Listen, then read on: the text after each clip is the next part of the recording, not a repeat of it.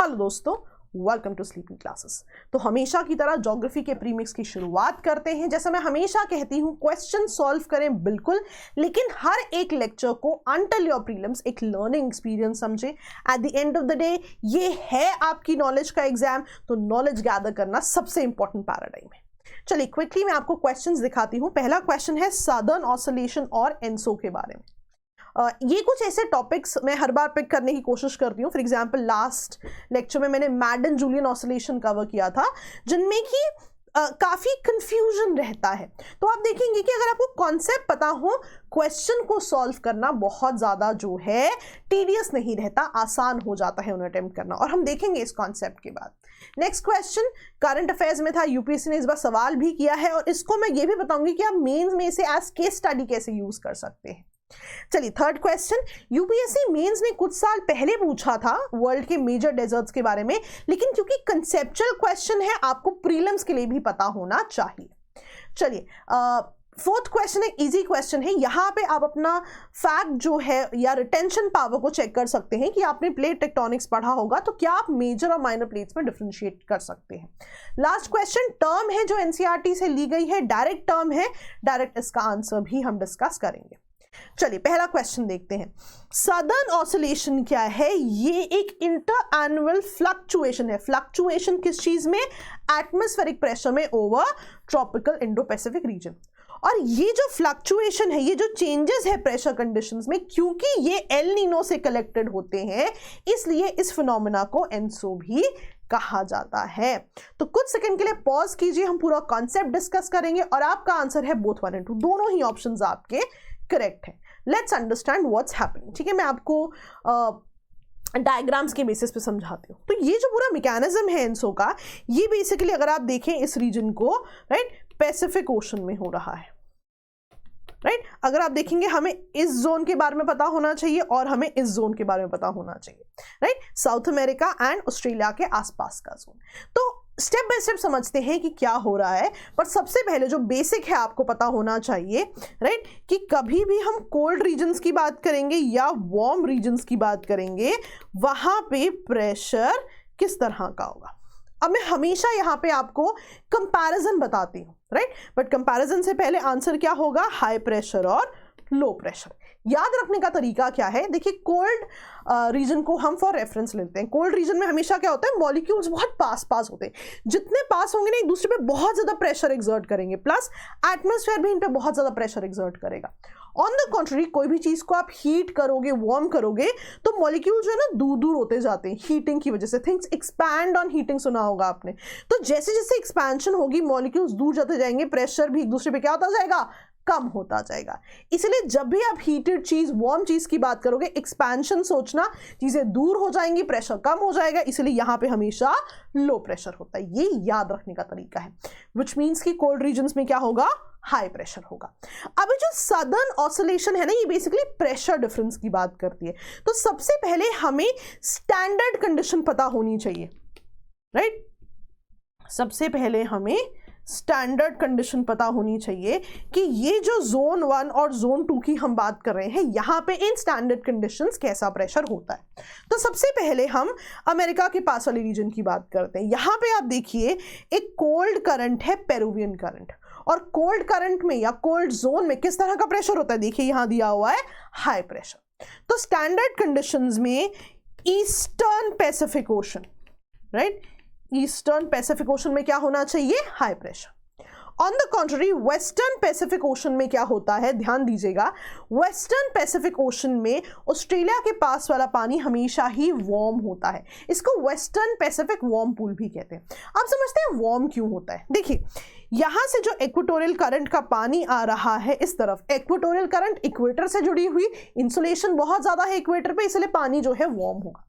अब standard condition में इस जोन में आपकी ट्रेड विंड्स बहती हैं, और स्टैंडर्ड कंडीशन में ट्रेड विंड्स बहुत स्ट्रांग होती हैं, और ये वार्म वाटर को बहुत तेजी से टूवर्ड्स ऑस्ट्रेलिया ले आती हैं। यानी कि वेस्टर्न पैसिफिक ओशन में टूवर्ड्स ऑस्ट्रेलिया होगा आपका वार्म वाटर, और वार्म रीजन के साथ कौन सा प्रेशर जुड़ा हुआ है? Low pressure. यानी कि यहां पे होगा लो प्रेशर। ये स्टैंडर्ड कंडीशंस है। ना कभी कभी क्या होता है कि दोनों जोन्स यानी कि ईस्टर्न और वेस्टर्न पैसिफिक ओशन में जब आप प्रेशर्स की स्टैंडर्ड कंडीशन की बात करते हैं, इसमें अनोमली आ जाती है। तो जो प्रेशर ईस्टर्न में था वो वेस्टर्न में हो जाता है, जो वेस्टर्न में था वो ईस्टर्न में हो जाता है। इसको आप एक अनोमली मानते हो। तो अनोमली की कंडीशन में क्या होता है, राइट, कि प्रेशर जो था ईस्टर्न रीजन में यानी कि ईस्टर्न पैसिफिक ओशन में और वेस्टर्न पैसिफिक ओशन में वो जो है चेंज हो जाता है, right. Rather than high pressure over here, यहां पे हो जाता है low pressure, and on the contrary दूसरी तरफ हो जाता है हाई प्रेशर। अब एनसीईआरटी कहती है ये जो एनोमली देखी जाती है, rather than saying eastern Pacific Ocean and western Pacific Ocean, NCERT दो रीजन्स का प्रेशर यहां पे चेक करती है। According to NCERT eastern Pacific Ocean में तहीती का प्रेशर कंपेयर किया जाता है वेस्टर्न पैसिफिक ओशन में डार्विन के प्रेशर से।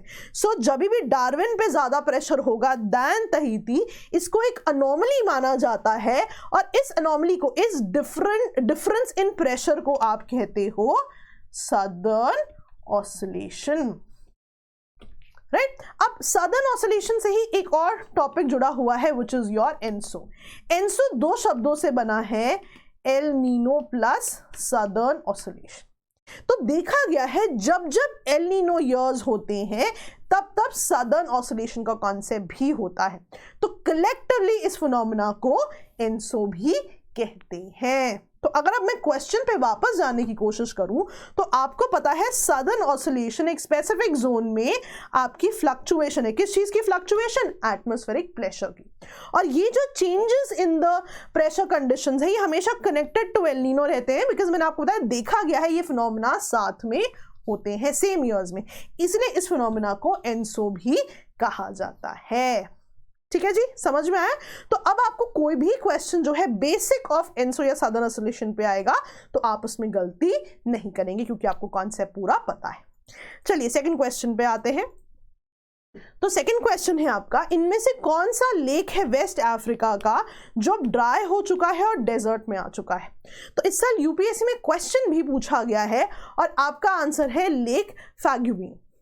तो बेसिकली ये जो लेक है ये वेस्टर्न अफ्रीका में माली है वहां पर है। सो बेसिकली 1970s से जैसे जैसे ड्रॉट्स आते जा रहे हैं ये लेक जो है ड्राई होता जा रहा है।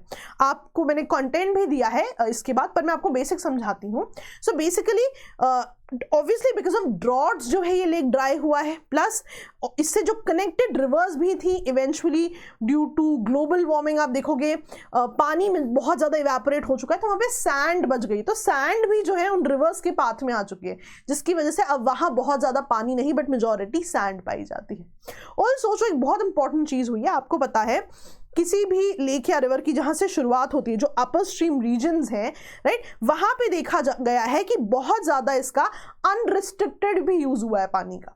तो बिकॉज जो अपर रीजन है वहां पे अनरिस्ट्रिक्टेड यूज हुआ है पानी का, तो जो डाउन स्ट्रीम रीजन्स हैं वहां के लिए पानी बचा ही नहीं है। तो ये कुछ रीजन्स माने जाते हैं जिसकी वजह से ये बहुत ही ड्राई हो चुका है ये रीजन या ये जो लेक है, and it is turned into a desert. अब यहाँ पे एक बहुत इंटरेस्टिंग चीज़ है, यूएनईपी ने, मैं आपको दिखा भी देती हूँ, न्यूज़ में था माली में जो ये पर्टिकुलर रिवर है। Anyways the important thing being UNEP ने जो है इस प्रोजेक्ट के लिए काम भी बहुत किया है कि वहाँ पे रिहैबिलिटेट करने का, इस पूरे इकोसिस्टम को रिहैबिलिटेट करने का, यानी कि जो लोग रिस्टोरेशन में इन्वॉल्व होंगे उनके लिए, जो लोग अपस्ट्रीम है उनको सेंसिटाइज किया जाए पानी किस तरह से यूज़ करना है, और इन्हीं सभी चीज़ों को लेके जो है एक पूरा प्रोजेक्ट भी लिया गया है। तो कभी भी आपको क्वेश्चन आता है कि एनवायरमेंटल कंसर्न्स हैं, दुनिया ने क्या स्टेप्स लिए हैं, या कोई स्पेसिफिक केस स्टडी कोट कीजिए, तो आप इस पर्टिकुलर क्वेश्चन की केस स्टडी को जो है अपने एनवायरनमेंट के आंसर्स में कोट कर सकते हैं, एसेज में भी जो है आप इनको लिख सकते हैं। ठीक है जी, चलिए आगे बढ़ते हैं ना। एक क्वेश्चन आया था कुछ साल पहले यूपीएससी में कि ऐसा क्यों है कि वर्ल्ड के जो मेजर डेजर्ट्स हैं वो 20 डिग्री से 30 डिग्री नॉर्थ लैटिट्यूड में जो है पाए जाते हैं, राइट। तो आपको इनमें से जो है बताना है कौन सा इनकरेक्ट है, ऑब्वियसली विच मीन्स कि 3 करेक्ट रीजन है, इनमें से एक इनकरेक्ट है। तो देखिए सबसे पहला रीजन क्या देते हैं कि ये जो डेजर्ट्स हैं ये सब ट्रॉपिकल हाई प्रेशर बेल्ट में रहते हैं जहाँ पे फेवरेबल नहीं है प्रेसिपिटेशन होना। दूसरा वो कहते हैं कि जो भी विंड्स यहाँ पहुंचती हैं वो कूलर रीजन से वार्मर रीजन्स की तरफ जाती हैं, जिसकी वजह से कंडेंसेशन इम्पॉसिबल हो जाती है। तीसरा रीजन ये कहते हैं कि जो ट्रेड विंड्स हैं वो ऑन शोर बहती हैं टूवर्ड्स दीज डेजर्ट्स। चौथा ऑप्शन ये कहते हैं वेस्टर्न कोस्ट पे जब कोल्ड करंट्स होती हैं उनसे ये डेजर्ट्स बनते हैं।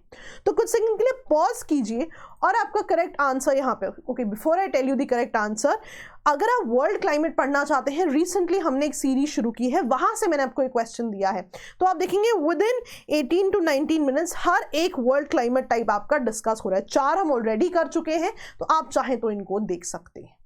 चलिए coming to the question, the correct answer is 1, 2 and 4, third जो है गलत है। अब ना मैं आपको यहाँ पे हॉट डेजर्ट के बारे में बताती हूँ। तो जितना भी ये जो ब्लैक रीजन आप देख रहे हैं, ये बहुत सारे हॉट डेजर्ट्स हैं। अभी क्यों इस स्पेसिफिक जोन में मिलते हैं? देखिए सबसे पहली चीज़ क्या है, अगर मैं आपको सहारा डेजर्ट दिखाऊं तो यहाँ पे जो है 30 डिग्री नॉर्थ वाला रीजन बनेगा, ठीक है। अब बेसिकली अगर आप यहाँ पे देखो 30 to 35 डिग्री नॉर्थ में सब ट्रॉपिकल हाई प्रेशर बेल्ट है। देखिए हाई प्रेशर लो प्रेशर के बारे में आपको एक चीज पता है, मैंने कई बार बताई है, राइट। लो प्रेशर पे एयर बीइंग वार्मर हमेशा ऊपर की तरफ जाएगी, it will all B rising, the air would be rising, वहां पे बादल बनेंगे और बारिशें होगी। कभी भी कहीं भी हाई प्रेशर होगा तो वहां पे हवा डिसेंड करेगी। डिसेंड करेगी मतलब ये जो रेनफॉल के लिए राइजिंग एयर फिनोमेना था वहां पे नहीं होगा। अब हॉट डेजर्ट या डेजर्ट बनाने के लिए आपको वो कंडीशंस चाहिए जहां पे रेनफॉल स्कैंटी हो, ऐसी कंडीशंस जिनसे रेनफॉल मिनिमाइज हो। आपको नहीं लगता कि 30 डिग्री पे ये हाई प्रेशर बेल्ट है और हाई प्रेशर की कंडीशन क्या है, एयर डिसेंड करेगी, राइजिंग एयर फिनोमेना होगा ही नहीं, रेनफॉल मिनिमाइज होगी। इसीलिए याद रखिएगा इन जोन्स में जो डेजर्ट्स हैं they are near high pressure belt, और हाई प्रेशर बेल्ट में तो प्रेशर हाई है, इनहेरेंट कंडीशन ही नहीं है बहुत ज्यादा रेनफॉल होने की। सेकेंड रीजन देखते हैं, कोल्ड करंट्स। अब आप देखिए यहाँ पे मोहावे डेजर्ट के बाद कैलिफोर्निया करंट, अटाकामा डेजर्ट के बाद Peruvian current, west Australian current. देखिए जहां भी कोल्ड करंट होगी, कोल्ड करंट का मतलब क्या है, कौन सा प्रेशर, हाई प्रेशर। हाई प्रेशर की कंडीशन क्या है, हवा हमेशा डिसेंड करेगी। सो बेसिकली जो राइजिंग एयर का फिनोमेना रिक्वायर्ड है for rainfall, again in regions में है ही नहीं। और डेजर्ट के लिए इंपॉर्टेंट क्या है कि रेनफॉल मिनिमाइज हो, रेनफॉल स्कैंटी होगी तभी तो वहां डेजर्ट बनेंगे। तो हाई प्रेशर बेल्ट के अलावा कोल्ड करंट्स भी कुछ डेजर्ट्स की फॉर्मेशन में मदद करती है। तीसरा रीजन देखते हैं, ऑफशोर ट्रेड विंड्स। तो ध्यान दीजिएगा यहाँ पे जो है जितनी भी ट्रेड विंड्स आती हैं वो सब फ्रॉम लैंड आती हैं। ऑफशोर का मतलब है कि वो लैंड से इस जोन में आ रही है। बेसिकली मैं आपको ऑस्ट्रेलिया का एग्जांपल लेके समझाती हूँ, विच is true for every continent, right. तो होता क्या है, जब ट्रेड विंड्स इन जगहों पे आती हैं, अगर आप देखें वाटर से होती हुई, ओशन से होती हुई आ रही हैं ये विंड्स, तो होता क्या है, बहुत ज्यादा मॉइस्चर होता है इनमें, right, which is true for other regions as well. So initially eastern coast पे तो ये बहुत ज्यादा मॉइस्चर शेड कर देती है, लेकिन by the time they reach the western coast अभी पूरा लैंड से होकर आ रही, तो लैंड से होकर आ रही है तो क्या होगा, मॉइस्चर मिनिमम होगा। लैंड से आ रही है तो किस तरह की ट्रेड विंड है, ऑफशोर। अब अगर मिनिमम मॉइस्चर वाली आपकी विंड्स हैं तो बेसिकली पॉइंट क्या बना कि अगेन रेनफॉल मिनिमम होगी। यही हमारी कंडीशन नहीं थी कि डेजर्ट्स में स्कैंटी रेनफॉल होनी चाहिए, ठीक है जी। चौथी और आखिरी कंडीशन देखिए, ये जो हॉट डेजर्ट्स हैं वार्मर रीजन्स हैं, वार्मर रीजन्स हैं, एक्सपेंशन होगी, प्रेशर क्या होना चाहिए, लो प्रेशर होना चाहिए, राइट। यानी कि लो प्रेशर जो है वो हमेशा कहां से विंड बुलाती है, आपने देखा है हवा हमेशा high pressure to low pressure जाती है, राइट। यानी कि हर जगह हाई प्रेशर से विंड्स जो है यहां पर आएंगी। So whatever wind reaches here actually comes to this low pressure warmer region. अब वो हाई प्रेशर से आ रही है यानी कि कोल्डर रीजन से आ रही होंगी। अब कुछ समय के लिए क्या होता है, क्योंकि कोल्डर रीजन से हवा यहां आ रही है, ध्यान रखिएगा, क्योंकि कोल्डर रीजन में मॉलिक्यूल्स बहुत पास पास हैं तो बीच में जगह ही नहीं होती है बहुत ज्यादा मॉइस्चर को स्टोर करने की। तभी आप देखोगे कोल्ड रीजन में बहुत ज्यादा मॉइस्चर स्टोर नहीं होता, रेनफॉल भी बहुत मिनिमाइज होती है। तो क्योंकि कोल्डर रीजन से हवा यहां आ रही है, ऐसी हवा आ रही है जो ऑलरेडी मेजॉरिटी सैचुरेटेड है, इस वजह से यहां पे बहुत ज्यादा कॉन्डेंसेशन नहीं हो पाती और रेनफॉल भी कम होती है इनिशियल कंडीशंस में जब हवा कोल्ड रीजन से वार्म रीजन्स की तरफ आती है।